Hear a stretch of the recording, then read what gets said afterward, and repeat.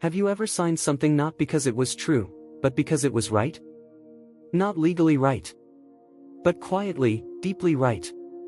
Maybe even the kind of right no one else would understand. There's a man, an old man now, who once placed his signature on a piece of paper that changed everything. He did it in silence. No justification. No press conference. No speeches about duty or valor. Just a pen, a quiet courtroom, and a choice that still makes people whisper. The military courtroom wasn't loud that morning. No hammer slamming down. No shouting. Just the soft sound of shuffling papers and the steady breath of a man who had faced war, but somehow, this moment seemed heavier. Colonel Victor Harding stood tall, not like he used to, back when the medals were still shiny and the orders still barked. He was older now. Shoulders slightly forward, not from defeat, but from the weight of things he never said out loud. His eyes, though, still sharp. Still carrying stories no one had ever asked him to tell. In front of him, a table, a glass of untouched water, and a printed copy of a report from a mission long past. At the top, his name. At the bottom, his signature. That's what the trial was about.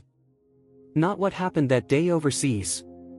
Not even the young soldier whose name was written in the casualty column. No. What they wanted was simpler. They wanted to know why Colonel Harding wrote what he wrote. Why he signed his name. He never said. The prosecutor called it perjury. Said it was a betrayal of the military code. You covered something up, they argued. You signed off on a lie. But Harding just stood there. Hands gently clasped in front of him. Not defiant. Not ashamed. Just, still. And in that stillness, something hung in the air. A kind of tension that didn't need raised voices or pointed fingers. It was the kind of silence that makes you wonder what kind of truth is too heavy to speak out loud, and what kind of man chooses to carry it anyway. Colonel Victor Harding didn't speak much, not during his years of service, and certainly not in the courtroom. But those who served under him remembered something far louder than his words, the way he looked at you when things went wrong. It wasn't anger. It wasn't disappointment. It was weight. A kind of still judgment that made you stand straighter, even when he said nothing at all. He earned his first medal when he was barely 30, a bronze star pinned to his chest in the middle of a battlefield ceremony no one remembers now. But Victor never talked about it. When someone once asked how he got it, he just said, "Wrong place. Right thing." Then he changed the subject. By the time he turned 60, he had commanded troops across 3 continents. The decorations were plenty, too many to name. But Victor didn't care for ceremonies. At his last promotion, he wore a tie borrowed from a junior officer and left the reception before the cake was cut.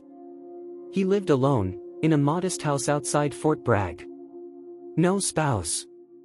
No children. Just a quiet porch and a dog that barked at leaves. His neighbors called him the Colonel, even though most of them had never seen him in uniform. He mowed his lawn every Saturday, waved politely, but never lingered. To the outside world, he was a mystery wrapped in creases and calm.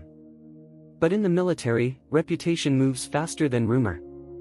Officers spoke of him with a mixture of awe and confusion. He doesn't bluff, one captain had said. He doesn't smile much either, but when he salutes a fallen soldier, it feels like something sacred. And now, that same man, the one who held his silence like a compass, was being accused of dishonesty. The irony wasn't lost on anyone. A lifetime of truth measured in discipline, now questioned by a line of ink and a single decision. When the judge asked, "Colonel Harding, do you have anything to say in your defense?" he simply shook his head. Not coldly. Not defiantly. Just, like a man who had already said what mattered in the only way he knew how. The courtroom watched him. Some with doubt. Others with quiet respect. But no one, not even the prosecution, could make sense of a man willing to let his legacy bend under the weight of silence. Private Aaron Ellis was the kind of soldier you notice, not because he stood out, but because he tried not to. 19 when he enlisted, barely 21 when he deployed. From a small town in Iowa, He'd grown up fixing lawnmowers and delivering newspapers, never dreaming he'd end up in uniform, let alone on foreign soil. In the unit, he was quiet, respectful, always early. The type who double-checked his gear 3 times and apologized when he sneezed too loud during a briefing. Some soldiers are born fighters. Others grow into it. Ellis was still growing. He wasn't the fastest. He wasn't the strongest. But he listened. He followed orders. And when the team rotated into one of the more volatile sectors, he didn't complain. Not once. Sergeant Alvarez, who bunked across from him, once said, Ellis didn't have much to say, but when he looked at you, he was all there. No ego. No mask. Just a young man trying to do right. The mission that changed everything started like most others. A recon patrol along the edge of a dried riverbed. Nothing fancy. Nothing heroic. Until things went wrong. What the official documents noted was simple: enemy contact. Chaos. Confusion. One Kia, Private Aaron Ellis. But not everyone agreed with what that paper said. Corporal Mitchell, a fire team leader who made it back with a shrapnel scar across his shoulder, had told his side of the story under oath. He said Ellis froze. That he panicked. That he turned and ran. I yelled for him to hold position, Mitchell had testified. But he took off. Then we heard the shot. One. Clean. Right between the shoulders. And that's where the questions began. If Ellis died retreating, was he still protecting the unit? If fear took hold of him in that final moment, did that erase everything else he'd done? It was a painful thing to speak out loud, and an even more painful thing to hear. Especially for a mother back home who had already buried her only son, and now was being asked to bury his reputation, too. When asked why he felt compelled to bring it up, Mitchell had said, because it's the truth. And truth matters. But others weren't so sure. Not about Ellis. And not about Mitchell. There were murmurs in the unit. Private Ramsey, who had survived the ambush lying inches from Ellis, said quietly to a chaplain afterward, I don't know if he ran. I just know he kept trying to call in our location on that busted radio, until he couldn't anymore. And the radio was found in Ellis's hand. Broken, but clutched tight. Colonel Harding didn't speak about Ellis in public. He never used the boy's name in the courtroom. But those who had been there said the colonel spent more time over Ellis's field report than any other document from that deployment. There was something about the way Ellis died that didn't fit neatly into a checkbox. Maybe he panicked. Maybe he stood his ground.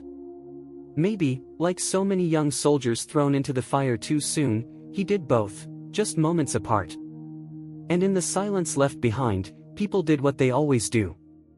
Some told stories to protect. Others told them to reveal. But no one really knew the whole of it. All they had was a young man, a moment too fast to stop, and a decision someone else had to make about how he'd be remembered. The courtroom had gone still again. Not the kind of silence that comes with boredom, but the kind that settles in when everyone knows the next moment matters. The judge leaned forward slightly, not with authority, but curiosity. Colonel Harding, she said, this is your opportunity. You may speak freely in your own defense. Victor didn't move at first. His hands rested gently on the edge of the table, one thumb tracing a slow, quiet circle on the wood. He looked not at the judge, not at the prosecution, but down at the single page that had started all of this, the report bearing his name and signature. There was a pause. A long one. The kind that made people uncomfortable. Then the judge asked again. Do you have anything to add?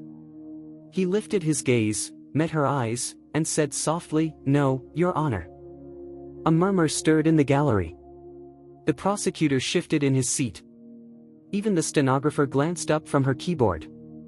No statement at all, the judge asked again, not unkindly. You understand the weight of the allegation? I do, he replied. And you decline to explain your version of events? Harding inhaled once, deeply, like a man preparing to carry something uphill. My version, he said slowly, would only serve me. I don't believe that's what matters here. The judge looked at him for a moment longer, as if searching for some hidden meaning behind his restraint. Then she gave a quiet nod, signaling for the proceedings to continue.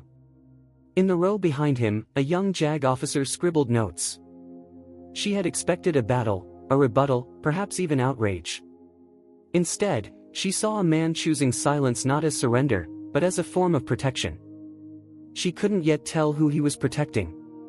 The prosecutor rose. "Colonel," he began, "you were the commanding officer on the ground during Operation Rafter. The official record describes Private Ellis as dying in defense of his unit. But multiple accounts suggest that's not true. That he was, in fact, retreating." Harding said nothing. "You signed that report." Still nothing. "Colonel," the prosecutor continued, his voice tightening, "did you knowingly submit a false account of a soldier's death to preserve his honor?" Harding blinked slowly. Then he answered, not loud, but clear. "I signed a report that reflected what I chose to believe about a young man who didn't get a second chance." "But that belief," the prosecutor pushed, "was it based on fact or feeling?" Harding's mouth tightened just slightly. His eyes, however, did not shift. "It was based on what I saw in his hand," he said. The prosecutor paused. "A weapon?" "No. A radio." It wasn't a confession. It wasn't even an explanation. It was a breadcrumb, dropped gently, without defense or drama. And it was all he would say. The courtroom fell quiet again. But this time, the silence didn't feel like absence. It felt like a wall. One that Harding had built deliberately, brick by brick, not to hide behind, but to shield something that had already been broken enough. He didn't try to be understood. He didn't need to be. In his mind, he had already made peace with the burden. What mattered now was carrying it with dignity. And that's the moment, the precise, breath-held moment, when people began to realize that maybe this wasn't about the facts on paper. Maybe it was about something harder to pin down. A choice made in the lonely space between justice and mercy. And a man who understood that sometimes, silence is the only voice that tells the whole truth. The air inside the courtroom felt heavy, like the moment before a thunderstorm, thick with everything unsaid. After Colonel Harding's final words, no one moved. The judge sat still, pen resting gently in her hand, eyes scanning his expression like she was waiting for something more, but nothing came. The prosecutor lowered his papers. For the first time that morning, his posture softened. Not in agreement. Not in defeat. Just in the quiet realization that this was not the case he thought he was trying. No one whispered. No one coughed.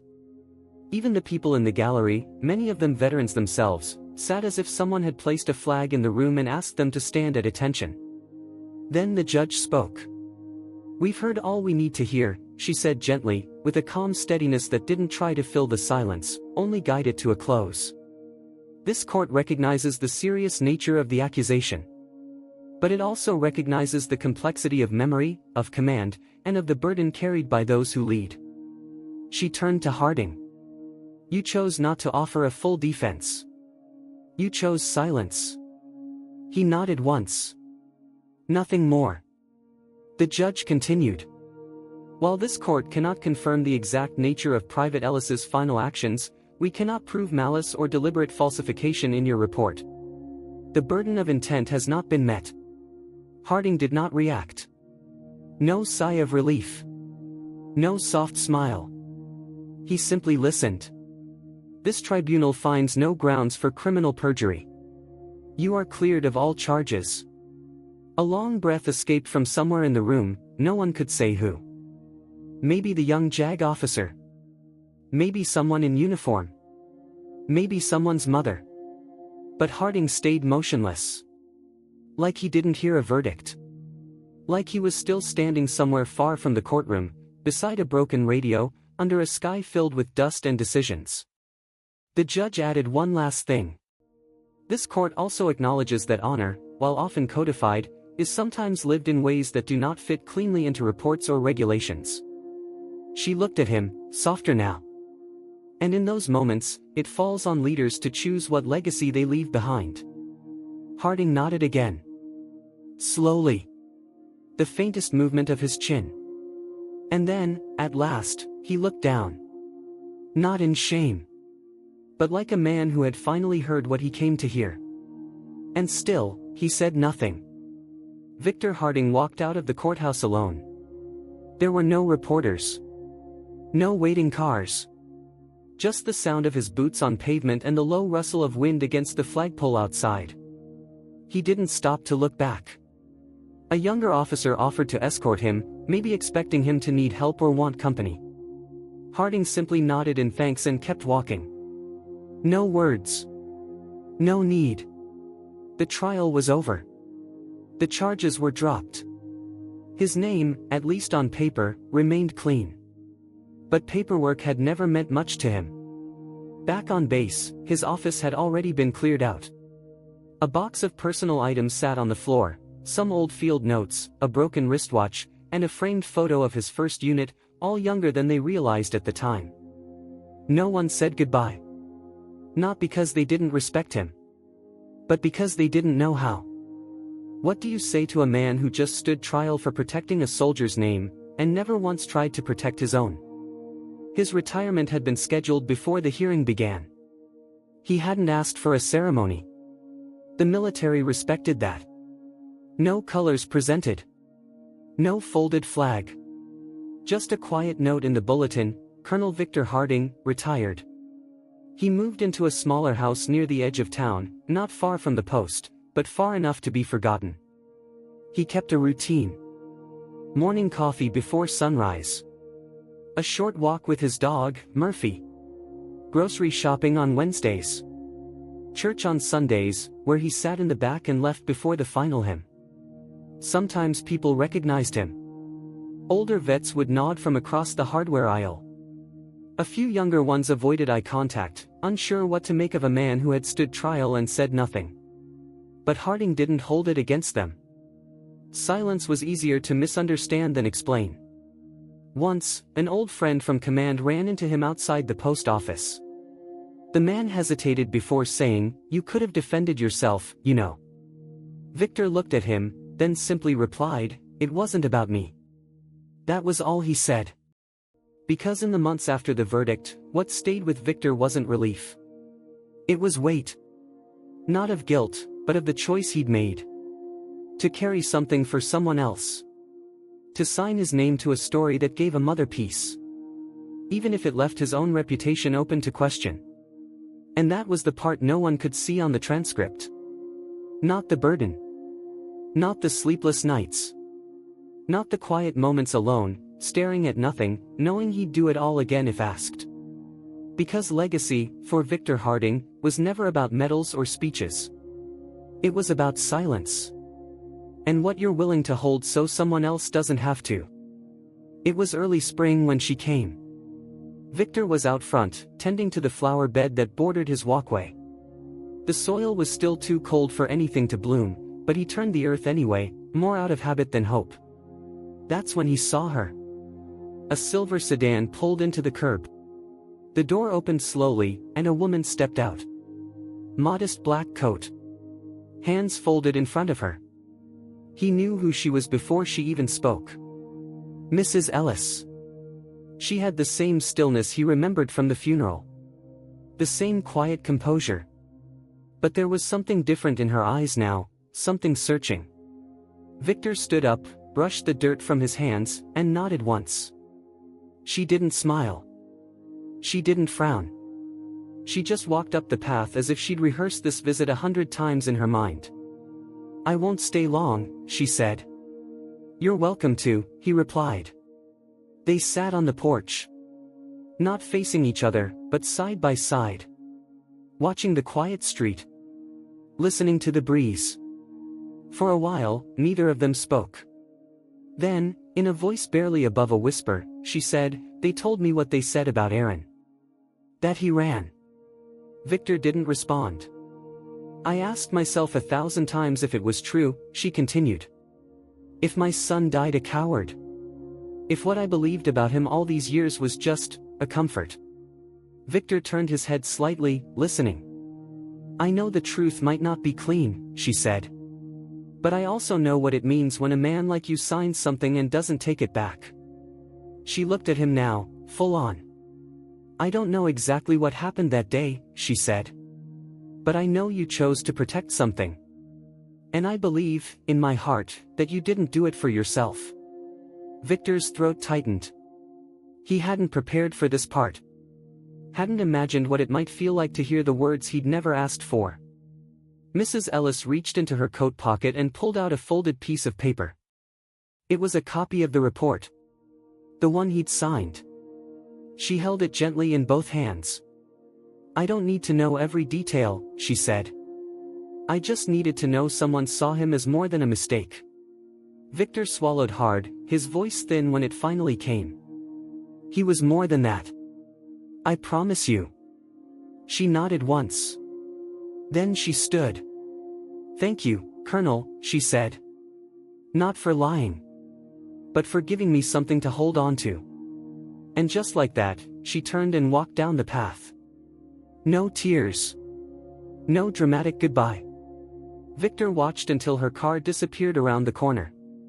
Then he sat back down on the porch, hands resting on his knees, eyes fixed on the quiet street ahead. For the first time in a long while, the silence felt lighter. Victor Harding's will was short. Barely a page and a half. No complex instructions. No detailed bequests. Just a modest request for his savings to go to a veteran support fund. A small box of personal effects to be sent to an old friend in Montana. And one envelope, marked in clean block letters, "To be delivered to the Military History Archive, do not open." Inside that envelope was a copy of the original mission report. The one he'd signed. But this version had something new. Taped to the inside cover was a handwritten note, neatly folded and written in Victor's steady, deliberate script. It read, "This report is not a lie. It is a burden. One I chose to carry, not for myself, but for the memory of a young man who never got the chance to defend his own name. Let this record stand, not as fact or fiction, but as a reminder that sometimes, honor isn't about what we say, it's about what we choose to hold." He didn't sign it as Colonel. Just Victor Harding. After his passing, there was no formal funeral. Just a simple graveside service attended by a few from the neighborhood and 2 soldiers in uniform who stood in silent respect. Mrs. Ellis came. She brought a single white rose and placed it at the foot of the headstone. She didn't linger. She didn't cry. But she touched the stone once with her fingertips, as if to say something without needing words. The grave marker read, "Victor Harding. Colonel, U.S. Army, Ret." He carried what others could not. No date of battle. No list of medals. Just that. In the months that followed, the envelope he left behind was received by the archive. It wasn't placed on display. Not right away. But tucked into a special collection of unresolved files, documents that speak not just to war, but to the complexity of memory, and the quiet decisions made in its shadow. Sometimes, a historian would pull it from the box. They'd read the note. They'd study the language in the report. And no matter what their conclusion, they always paused at the same line. Let this record stand. Victor Harding never rewrote what happened. He never denied it. Never explained it away. He just chose to carry it. For as long as he lived.